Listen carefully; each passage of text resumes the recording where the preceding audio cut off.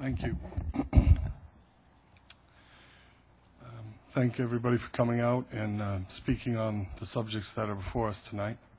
And let me be the first to apologize for the angst that I hear in everyone's voice, that the tension that's out there, and any perception of bullying. I apologize to you, and I'll apologize to you next week if you bring it up again. So I can't tell you anything else other than I'm sorry. When we had the slight recess, I went over to the gentleman in the corner, and that is J. Albert Johnson, which has noticed us as John's attorney. And I asked him if he was here tonight working or if he was here as a citizen, and he told me I was out of bounds with my question. So you have to ask yourself, if I have the responsibility of this town, and if I can create an environment that is uncomfortable, unworthy, or somehow become some part of a legal proceedings, then I haven't done everything within my powers to serve my constituent base. You all know that we've received a threatening letter that says we will be prosecuted to the highest and fullest extent of the law from that very gentleman.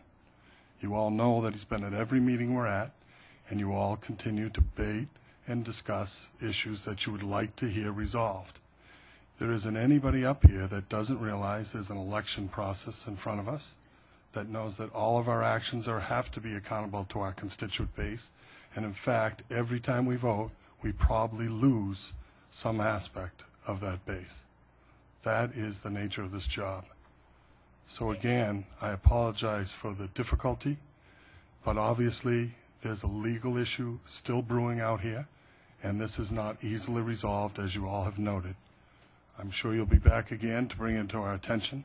I'm sure if you want to speak to the fact that you've been bullied, although I think being monitored by legal forces is some type of intimidation myself, so I can appreciate your position. But I want to tell you, I'm going to have to get through this process in the way I see fit. I do have an election. I would say that there's a very nice gentleman in the crowd I saw earlier who'll be running against me, and he and I will face many questions as the time goes forward.